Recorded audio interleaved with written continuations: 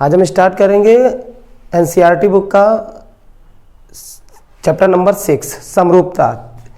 इसमें आपको त्रिभुज सिखाया जाएगा, त्रिभुज और त्रिभुज की समरूपता के गुणों के बारे में सिखाया जाएगा। तो एक होती है सर्वांग समता। सर्वांग समता वो होती है सर्वांग सम, प्रत्येक अंग समान, अर्थात दो आकृतियां सर्वांग सम होंगी जब उसका प्रत्येक अंग समान होगा, अर्थात उसकी भुजाएं समान होंगी, तीनों भुजाएं समान होंगी, वो सर्वांग सम हो जाता है। इसका एक वीडियो अपलोड कर चुके हैं सर्वांग समता का, तो उसे आप देख लें। लेकिन यहाँ पर आप देखिए समरूपता, जो कि क्लास 10th का चैप्टर है समरूपता, उसमें आपको त्रिभुज की समरूपता बताई गई है। लेकिन समरूपता त्रिभुज की ही नहीं होती है, दो बहुभुज मतलब भुजाओं की संख्या यदि समान होती है, यदि आपके पास दो बहुभुज हैं, उनकी में भुजाओं की संख्या समान है, मान लीजिए पंचभुज है या दूसरा एक पंचभुज है, तो यदि उनकी संगत भुजाएं समानुपाती हों और उनके संगत कोण बराबर हो तो वो भी आकृतियां समरूप आकृतियां हो जाएंगी। लेकिन यहाँ पर केवल आपको क्या सीखना है, त्रिभुजों की समरूपता। तो त्रिभुजों की समरूप मतलब आप देखिए एक जैसा रूप होना चाहिए, केवल उनका एक जैसा रूप होना चाहिए। जैसे व्रत आपने देखा है, व्रत आप ये छोटा लें, एक उससे बड़ा लें, इस तरह से अगर आप व्रत देखते हैं तो ये एक रूप जैसे दिखते हैं, इनका एक रूप है। तो ये समरूप आकृतियां हैं, सभी व्रत समरूप होते हैं और सभी वर्ग समरूप होते हैं, सभी समबाहु त्रिभुज समरूप होते हैं। जैसे ये आप लीजिए एक त्रिभुज है, इसकी भुजा मान लीजिए 1-1 सेंटीमीटर है, 1 सेंटीमीटर 1 सेंटीमीटर और 1 सेंटीमीटर। ये दूसरा समबाहु त्रिभुज है, इसकी भुजा है 2 सेंटीमीटर 2 सेंटीमीटर और 2 सेंटीमीटर। तो ये आपकी समरूप आकृतियां हैं। समरूप का मतलब है एक जैसी, मतलब उनका परिमाप समान नहीं होगा। परिमाप होता है, आप किनारे की लाइन देखिए, एक जैसी देखने में लगेंगी। समरूप उनका एक रूप होगा, उनका साइज उनका छोटा बड़ा हो सकता है। जैसे सभी आयत नहीं समरूप हो सकते हैं, क्योंकि सभी आयत एक जैसे नहीं होते हैं। देखिए ये आपका एक आयत है, ये एक आयत है और एक आयत ले लिया ये, तो इन आयतों का रूप एक जैसा नहीं है, तो ये समरूप आकृतियां नहीं है। तो चलिए हम आपको बताते हैं त्रिभुजों की समरूपता, किस प्रकार से आप समरूप आकृतियां सिद्ध करेंगे, समरूपता किस प्रकार की होती है। पहला इसका जो चैप्टर नंबर इसका दिया गया है प्रश्नावली 6.1, सभी वृत्त होते हैं सर्वांगसम या समरूप। सर्वांगसम का मतलब होता है प्रत्येक अंग समान। अभी सर्वांगसम तो हो नहीं सकते, क्योंकि वृत्त एक ये वृत्त है और ये एक वृत्त है, इसका प्रत्येक अंग नहीं समान है, इसकी त्रिज्या अलग है, छोटी बड़ी है, इसकी परिधि है। तो ये केवल कैसे हैं, समरूप है। सभी वृत्त होते हैं समरूप। पहला इसका दिया गया है कि सभी वृत्त होते हैं, सभी वृत्त किस प्रकार के होते हैं, समरूप होते हैं। तो यहां पर लिखेंगे सभी वृत्त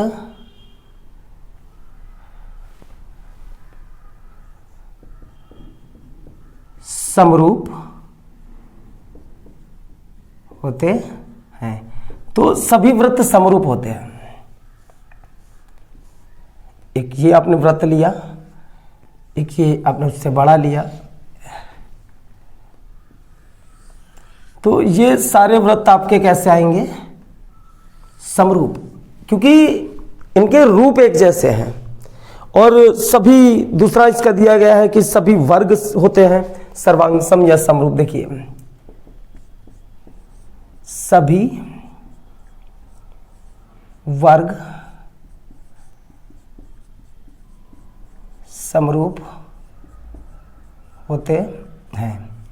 सभी वर्ग भी समरूप होते हैं, क्यों, क्योंकि जैसे जे आपने 1 सेंटीमीटर का लिया और दूसरा एक वर्ग लिया जिसकी प्रत्येक भुजा 2 सेंटीमीटर है, एक तीसरा वर्ग लिया जिसकी प्रत्येक भुजा 3 सेंटीमीटर है, तो ये सभी वर्ग भी समरूप होते हैं। सभी वृत्त समरूप का मतलब केवल होता है उसका जूम फोटो। आप ये समझ लीजिए जूम, जैसे आपने एक छोटा वृत्त देखा है और उसको जूम कर दिया जाए, जूम कर दिया जाए तो वो बड़ा वृत्त हो जाएगा, वो उसके समरूप हो जाएगा। एक और बड़ा जूम कर दिया जाए वो उसके समरूप हो जाएगा, मतलब उसी आकृति का जूम करने पर वो समरूप आकृति बनती है। क्यों? क्योंकि जब भी हम उसका जूम करके देखेंगे तो इस आकृति और ये जो जूम करके देखा जाएगा उस आकृति में उनके संगत कोण और उनकी संगत भुजाओं में अनुपात हमेशा बराबर ही आएगा। तो इसीलिए समरूप आकृति का मतलब होता है उसे जूम करके देखें। तीसरा, सभी समबाहु त्रिभुज समरूप होते हैं। सभी समबाहु त्रिभुज समरूप होते हैं। सभी समबाहु त्रिभुज भी समरूप होते हैं। देखिए, एक ये मान लीजिए 1 सेंटीमीटर भुजा का त्रिभुज है, इसका प्रत्येक कोण 60 डिग्री था। अब एक 2 सेंटीमीटर का है, एक 3 सेंटीमीटर भुजा का समबाहु त्रिभुज है, एक 4 सेंटीमीटर भुजा का समबाहु त्रिभुज है। तो ये भी कैसी आकृतियां हैं? समरूप। इनके भी संगत कोण बराबर निकलेंगे और संगत भुजाओं में अनुपात भी बराबर निकलेगा। तो सभी वृत्त समरूप होते हैं, सभी वर्ग समरूप होते हैं, सभी समबाहु त्रिभुज समरूप होते हैं। भुजाओं की संख्या समान वाले दो बहुभुज समरूप होंगे। भुजाओं की संख्या समान वाले, देखिए इसका 4 नंबर, भुजाओं की संख्या समान वाले दो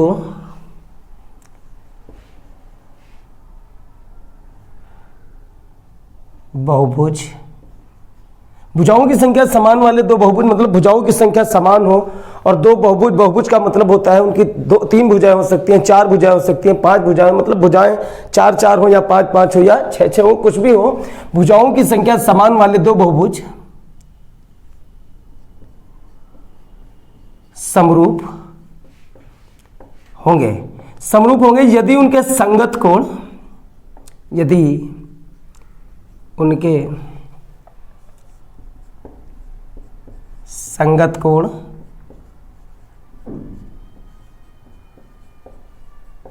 बराबर हो, संगत कोण बराबर हो तथा संगत भुजाएं, संगत भुजाएं समानुपाती हो। भुजाओं की संख्या समान वाले दो बहुभुज समरूप होंगे, वो चतुर्भुज हो या पंचभुज हो, दो पंचभुज भी समरूप होंगे यदि उनके संगत कोण बराबर आते हैं और संगत भुजाएं समानुपाती होती हैं। अब इसका ये क्वेश्चन नंबर 1 था, इसका क्वेश्चन नंबर 1 था 6.1 का। अब इसका दूसरा क्वेश्चन दिया गया है कि निम्नलिखित युग्मों के 2 भिन्न भिन्न उदाहरण दीजिए, समरूप आकृतियों के उदाहरण। तो आपको समरूप आकृतियों के उदाहरण देना है। देखिए, तो यहां पर ये क्वेश्चन नंबर 2 देखिए, क्वेश्चन नंबर 2, क्वेश्चन नंबर 2 का जो पहला दिया गया है, बोला गया है कि समरूप आकृतियों के 2 भिन्न भिन्न उदाहरण दीजिए। तो समरूप आकृति का एक ये उदाहरण आप लिख सकते हैं, ये उदाहरण लिख सकते हैं, ये उदाहरण लिख सकते हैं। तो ये समरूप आकृतियों के ही उदाहरण हैं, क्योंकि आप समरूप आकृतियों में ये लिख सकते हैं सभी वृत्त समरूप होते हैं, तो ये पहला उदाहरण हो गया। सभी वर्ग समरूप होते हैं, ये हो गया। सभी समबाहु त्रिभुज समरूप होते हैं, तो ये उदाहरण हो गया। और दूसरा इसका उदाहरण ऐसी आकृतियां जो समरूप नहीं है, तो ये समरूप आकृतियां, ये पहला उदाहरण था इसका, समरूप आकृतियां। तो ये समरूप आकृतियों के उदाहरण थे। इसी का जो 2 नंबर है, ऐसी आकृतियां जो समरूप ना हो, ऐसी आकृतियां, ऐसी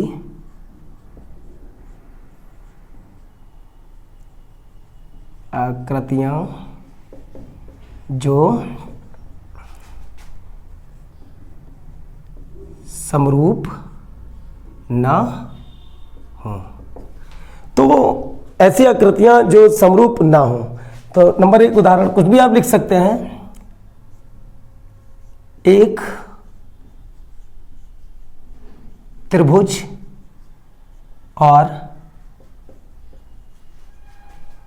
एक चतुर्भुज। तो एक त्रिभुज और एक चतुर्भुज लेंगे, वो समरूप आकृतियां नहीं होंगी। तो आप ये एक त्रिभुज ले लिया, मान लीजिए ए बी सी, और एक चतुर्भुज ले लिया, कोई सा चतुर्भुज, तो ये पी क्यू आर एस। तो ये पहला उदाहरण है, ये समरूप आकृतियां नहीं है। समरूप का मतलब होता है एक जैसा रूप। तो पहला उदाहरण ये जो समरूप आकृति नहीं, एक त्रिभुज और एक चतुर्भुज। तो आप ऐसा लिख सकते हैं, एक आयत और एक वृत्त। एक आयत और एक वृत्त। तो एक आयत बनाइए, ए बी सी डी, एक आयत हो गया, और एक ये हो गया वृत्त। तो ये भी दोनों आकृतियां समरूप नहीं है। आप समझ चुके होंगे ऐसी आकृतियां जो समरूप नहीं है। समरूप का मतलब एक जैसा रूप, आप इनका एक जैसा रूप नहीं देख सकते। ये एक जैसे रूप के नहीं है, तो ये समरूप आकृतियां नहीं है, और सभी ये समरूप आकृतियों के उदाहरण हैं। तो अगला देखिए क्वेश्चन नंबर 3। 2 आकृतियां दी गई हैं, इसमें बताइए कि निम्नलिखित में कौन सी समरूप है और कौन सी समरूप नहीं है।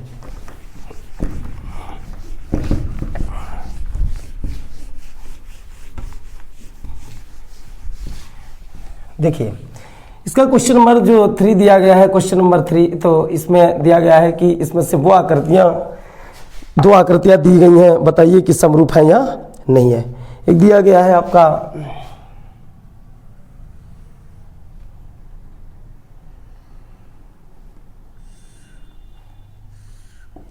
P Q R S, P Q R S दिया गया है, और इसकी भुजा दी गई है आपकी 1.5 centimetre.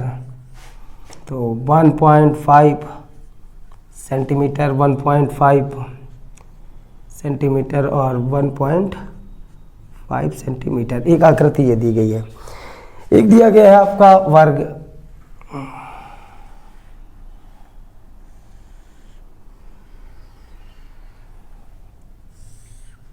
A B C D. तो यहाँ पर आपकी भुजा दी गई है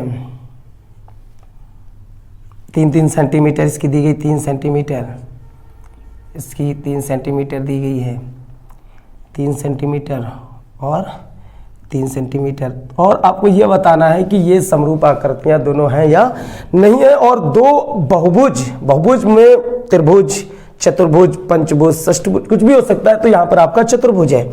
तो 2 बहुभुज समरूप होंगे यदि उनके संगत कोण बराबर हो और संगत भुजाएं समानुपाती हो, और केवल एक से काम नहीं चलने वाला है। आपको ये बात ध्यान रखनी है कि आपको दोनों ही चीजें सिद्ध करनी है। ये नहीं कि आपकी संगत भुजाएं समानुपाती हो गई और संगत कोण बराबर नहीं आए तो आप कह रहे हैं समरूप आकृति है। ऐसा कुछ भी नहीं होगा। केवल कब होगा, जब उसके संगत कोण भी बराबर हो और संगत भुजाएं समानुपाती भी हो। अब आप देखिए, तो आप इनको देखकर बता सकते हैं कि ये समरूप आकृतियां नहीं है। क्यों नहीं है? क्योंकि आप जब इनकी संगत भुजाओं में अनुपात निकालेंगे, इसका अनुपात, इसका अनुपात, इसका अनुपात, इसका, तो इसकी संगत भुजाओं में तो अनुपात बराबर आएगा, लेकिन इसका संगत कोण में संगत कोण बराबर नहीं आएगा। संगत कोण बराबर होने चाहिए और संगत भुजाएं समानुपाती भी होनी चाहिए। 2 बहुभुज, बहुभुज का मतलब आप समझ लीजिए, त्रिभुज भी, चतुर्भुज भी, पंचभुज, षष्ठभुज, कोई भी आकृति होती है, 2 एक ही जैसी आकृति, पंचभुज हो, षष्ठभुज हो, सप्तभुज हो, कोई भी हो सकता है, वो दोनों आकृतियां समरूप आकृतियां कहलाएंगी यदि उनके संगत कोण बराबर आते हैं और संगत भुजाएं समानुपाती आती हैं। तो यहां पर आप लिख सकते हैं कि इनकी संगत भुजाएं समानुपाती हैं लेकिन संगत कोण बराबर नहीं है, इसलिए ये PQRS तथा ABCD समरूप आकृतियां नहीं है। चलिए आपको करके दिखाते हैं। देखिए यहां पर मान लीजिए इसकी भुजा पहले लेते हैं PQ और इसकी भुजा PQ ली और इसकी भुजा AB। तो PQ का मान कितना है 1.5, AB का मान कितना है 3, दशमलव हटाएंगे, 0 बढ़ाएंगे, 15 एकम 15, 15 दूनी 30, कितना आएगा 1/2। तो पहले इसकी PQ ली, अब इसकी ले QR। तो QR इसकी ले ली दूसरी भुजा और इसकी कौन सी लेंगे BC, QR BC। तो QR का मान कितना है 1.5, BC का मान कितना है 3, दशमलव हटा के इसका भी 0 बढ़ाएंगे, 15 एकम 15, 15 दूनी 30, इसका भी 1/2 आएगा। अब तीसरी भुजा इसके लेते हैं SR या RSS। SR ले ली और SR उसकी कौन सी ले ली CD। SR CD 1.5 और CD का मान कितना है 3, दशमलव हटा के 0 बढ़ाए, 15 एकम 15, 15 दूनी 30, 1/2 कितना है 1/2। उसके बाद ये वाली ले ली PS और इसकी भुजा कौन सी ले ली PS, इसकी बची AD और PS का मान भी 1.5 और AD का मान 3, दशमलव हटा के 0 बढ़ाएंगे, 15 एकम 15, 15 दूनी 30, तो आपको इसका 1/2 आएगा। तो आप देख पा रहे होंगे कि इसकी संगत भुजाएं समानुपाती हैं, लेकिन इसका कोण 90 डिग्री नहीं है और ये वर्ग है और इसका कोण 90 डिग्री है, तो इसके संगत कोण बराबर नहीं आएंगे। तो एक से काम चलेगा नहीं, दोनों अगर आप सिद्ध कर सकते हैं संगत भुजाएं समानुपाती होनी चाहिए, संगत कोण बराबर होती, तो ये बहुभुज समरूप आकृतियां हो जाती। तो इसकी संगत भुजाएं तो समानुपाती आ गई हैं, लिखेंगे चूंकि संगत भुजाएं समानुपाती हैं लेकिन संगत कोण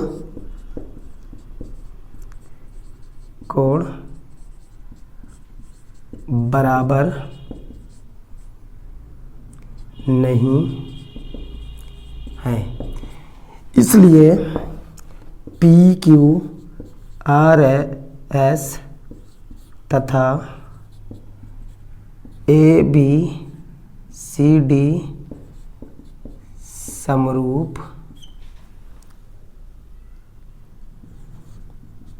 आकृतियां नहीं है। तो ये आप चैप्टर तैयार कर लें। ये 6.1 चैप्टर था और इसका अगला वीडियो बहुत ही जल्दी अपलोड करेंगे जिसमें आपको क्वेश्चन समरूपता के कराएंगे।